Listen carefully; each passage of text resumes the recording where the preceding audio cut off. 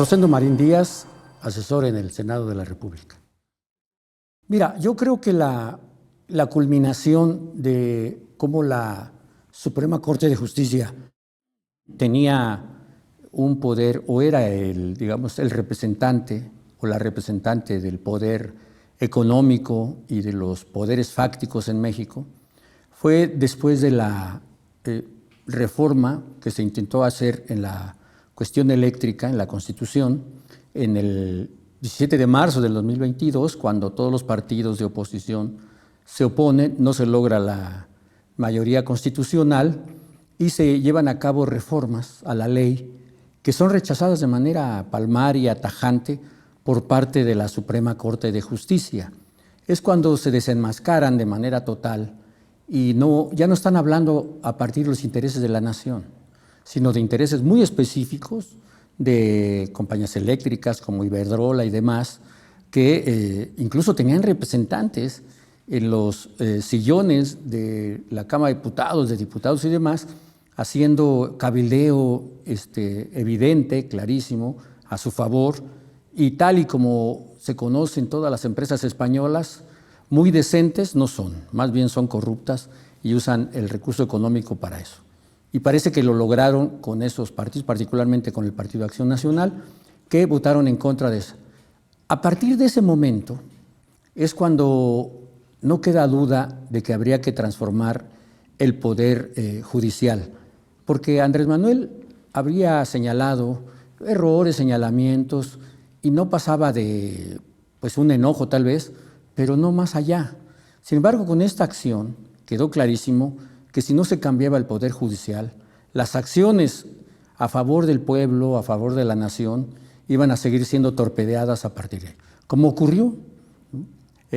Finalmente, yo creo que el prurito de algunos de los ministros, para no cometer un crimen constitucional, porque en ninguna parte de la Constitución señala, obviamente ninguna ley tampoco, que el Poder Judicial puede modificar la Constitución. Entonces, eso obviamente es algo enorme para cambiarlo. Con todo el dinero, con todo el poder que pudieran haber tenido los ministros que estaban abogando por anular la reforma del Poder Judicial, era prácticamente imposible que eso tuviera éxito. Y por eso se rechazó, porque no se llegó ni siquiera a discutir el fondo. Simplemente no hay manera de discutir por parte del Poder Judicial una reforma a la Constitución. Así de sencillo están las cosas. Podemos pasar revistas sobre todo aquello que impide que la Corte tuviera injerencia en ese asunto. Pero así fue y afortunadamente cupo la sensatez en algunos de ellos para que no se cometiera este crimen constitucional y estamos avanzando.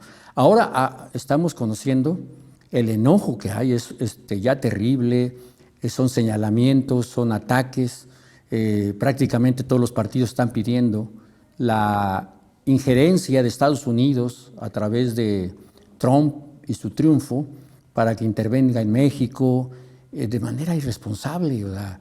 No saben lo que significa. Hay que ver la experiencia de Colombia, por ejemplo, cuando el gobierno colombiano de aquel entonces permitió la entrada del ejército norteamericano y ahí siguen en una guerra interminable, cruel, donde los únicos beneficiarios son el gobierno norteamericano y obviamente los grupos delincuenciales. Afortunadamente con el presidente Petro eso está ya cambiando de manera sustancial, pero ahí tenemos años y décadas de violencia que genera eso. Porque no es un asunto, me refiero, fácil de solicitar la intervención, pero a eso estamos llegando. Entonces, si juntamos todo eso, el asunto del Poder Judicial, de los partidos y sus actuales discursos, es la voz de los poderes fácticos en México que están reclamando que se les haya quitado el poder que tenían para determinar la vida de la nación en función de sus intereses económicos. Afortunadamente, y con una gran visión, porque si recordamos, el Plan C era un plan que no existía. Por eso es el Plan C. Era el Plan A, que era la reforma constitucional, que la votaron en contra. Luego el Plan B, que fue la reforma legal que tampoco aceptó, donde ya interviene de manera directa el Poder Judicial, y el plan C, que finalmente se dijo en campaña, porque ahora señala, no es que el pueblo no dio esa autorización, el pueblo no, pero fue un discurso permanente, y precisamente en los términos que estamos platicando ahora, respecto a que si no se cambia o si no se cambiaba el Poder Judicial, el futuro de los mexicanos iba a estar siendo hipotecado por los intereses que se ven reflejados en quienes controlan actualmente el Poder Judicial. Así que a mí me parece que eso es algo que la gente debe comprender, debe ver, porque ya no vamos a entrar en los conceptos mucho más profundos de que la justicia en cualquier estado no está en función de los intereses de la mayoría, sino en función de los principales intereses económicos, pero que ahora en México se refleja de manera evidente. Es una clase de primer semestre de la hegemonía del Estado a partir de del Poder Judicial o de quien maneja la justicia. Y en México está clarísimo que la justicia está al servicio de los más poderosos económicamente, incluso de los intereses extranjeros. Pues parte de ese asunto es el de la Comisión Nacional de Derechos Humanos, ¿no?, donde hay un rechazo hacia Rosario Piedra. Me parece injusto porque ella es una comprometida con los derechos de la gente, pero que tiene una campaña muy ruda, muy abrupta por el papel que está ejerciendo, y la verdad es que yo no recuerdo nunca que la Comisión Nacional de Derechos Humanos haya tenido alguna posición frente a los gobiernos del PRI o los del PAN de cuestionamientos o de lo que sea, y la comisión actual es una comisión que da seguimiento a todas las exigencias de la gente a favor de los derechos humanos, que es otro de los organismos, ¿no?, que se construyeron supuestamente para hacer contrapesos, pero que finalmente terminaron siendo pues una parte de la justificación de las acciones que llevaban, ¿no? Y creo que sí, las funciones de algunos organismos de ese tipo son importantes, pero que pueden ser suplidas perfectamente con lo que se está proponiendo, y que además generan un gasto adicional para tener contentos a ciertos grupos políticos, ¿no?, particularmente de la derecha mexicana, para que no estén objetando, pues, ¿no? Porque yo recuerdo el caso del INEGI, cuando Peña Nieto propuso a su directora y que pues, resultó que México había cambiado profundamente y se utilizaban los datos que se generaban ahí mismo por esta nueva gestión que tuvo que ser cambiada inmediatamente porque eso no ayudaba tampoco.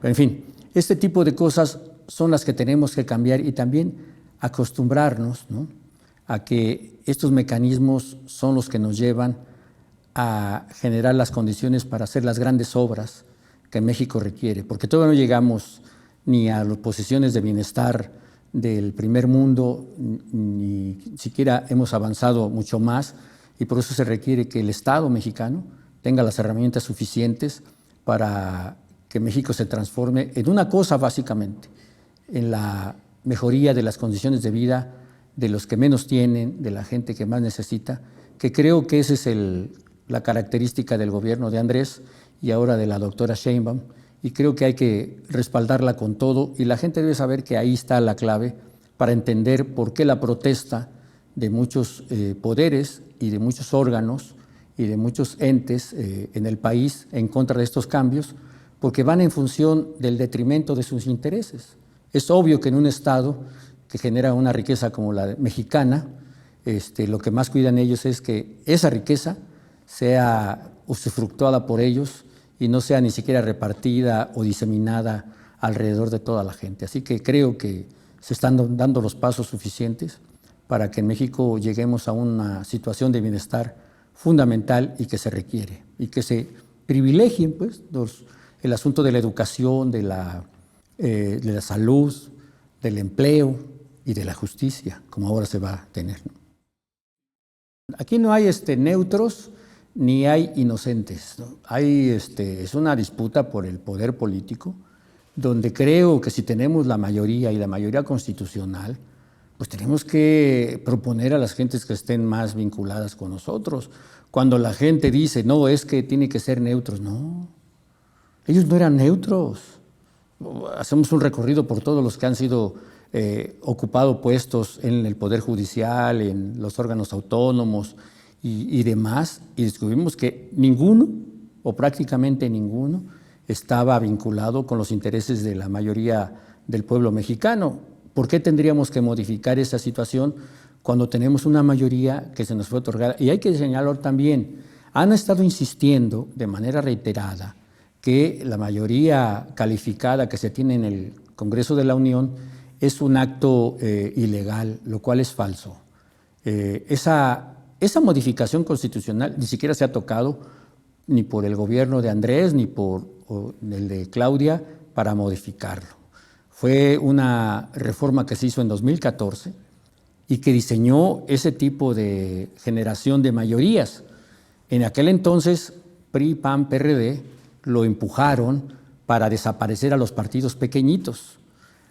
Pero no le resultó porque apareció un fenómeno que se llama Morena y que rebasó todas las expectativas porque entró en contacto con ese interés que tiene la gente de cambiar las cosas, que esa es la virtud que tuvo Andrés Manuel al empujar este tipo de iniciativas, pues, ¿no? Pero ese no es un asunto legal. Y si lo hubiera sido, ustedes díganme, el movimiento a quién tiene en la sala superior del Poder Judicial de la Federación para haber votado a favor de esta, digamos, adecuación de los resultados a la expresión de diputados y senadores en todo el país, pues no. Entonces, esa también hay que señalar lo que es algo, o es una mentira, de que fue una sobrerepresentación ilegal, ¿no es cierto? Fue perfectamente legal y constitucional, y eso también lo señalamos. Si ahora tenemos la mayoría constitucional, no tenemos por qué no diseñar el proyecto que encabeza ahora la doctora Claudia Sheinbaum para profundizarlo. No teníamos por qué hacerlo.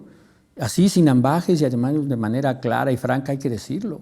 Porque además hay que ver sus 100 puntos, que ese ya sería tema de otro programa, pero donde incluye temas que mucha gente no le entraba, el asunto de las 40 horas, el asunto de los derechos para los trabajadores de aplicaciones, el asunto de las pensiones que dejó interminado Andrés Manuel para terminarlo ahora, etcétera, etcétera. O sea, estoy hablando de temas donde se ven ya los intereses de clase, digamos, ¿no? O sea, los derechos de los trabajadores. Los trabajadores no van a tener un enemigo o enemiga en la presidencia de la República, sino alguien que está de su lado. Y por eso las transformaciones deben tener las herramientas suficientes para que se logre ese objetivo. Ese es el asunto. Para eso son las elecciones, para tener representantes populares que hablen en nombre de los representantes populares, y no como sucedía en la época del priismo, donde tenían la mayoría absoluta, la mayoría constitucional, y muy pocos se acordaban de los intereses de la gente. Ahora es diferente. Ese es el plan C, esa es la diferencia que hace de esta mayoría que se tiene ahora, que es en función de los intereses de la mayor parte del pueblo mexicano, que es algo que no podemos olvidar. Yo, en algún análisis que se había hecho sobre el gobierno medio híbrido de bienestar social que había en los 60s, en los 70s, que no tenía muchos defectos, pero que efectivamente ayudaba. Había un sector muy grande de la población rural que quedaba fuera de la atención, ¿no? Ahora no. Ahora, ninguna persona, ningún ciudadano, ningún mexicano está fuera del interés del Estado mexicano para que viva mejor. Ese es el mejor ejemplo.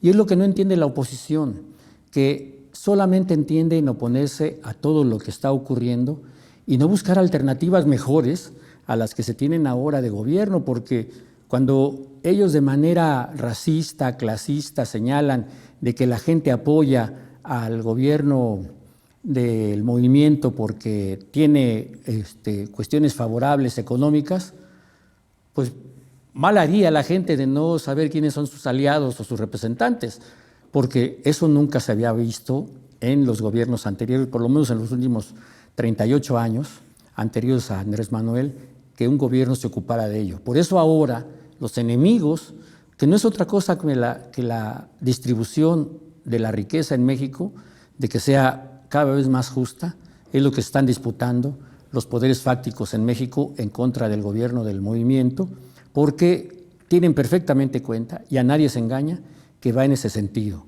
Para que haya una distribución justa de la riqueza, los que más tienen que aportar y abonar para que los que menos tienen puedan tener una vida mejor. Y de eso estamos hablando, y por eso creo que el pueblo mexicano abiertamente tiene toda la disposición de apoyar a su gobierno, que me parece que está muy bien representado con la doctora Claudia Sheinbaum.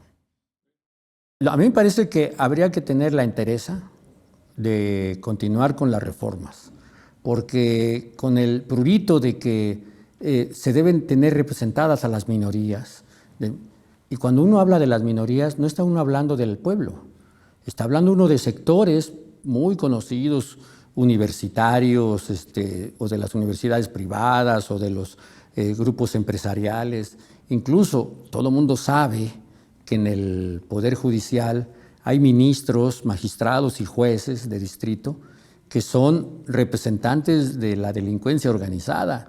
Incluso, así como hay, pues como lo vemos, los jueces, magistrados y ministros que están apoyando a los grandes empresarios, como el dueño de Banco Azteca y de TV Azteca, que tiene una deuda inmensa y que no paga, y que usa a esos instrumentos para no lograrlo.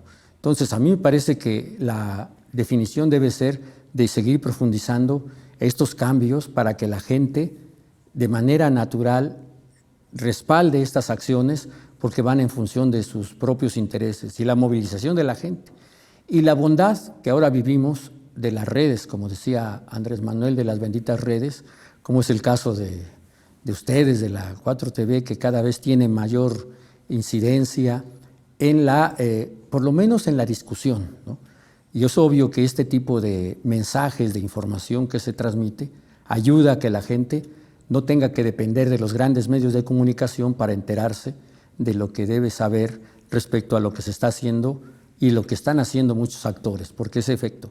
No se van a quedar quietos, ni la derecha, ni el gobierno de Estados Unidos, ni ahora los representantes más de la derecha recalcitrante van a hacer pausa para no tomar decisiones en este momento. Así que la interesa, la definición, la organización, la movilización de la gente es indispensable para que el cambio se siga profundizando.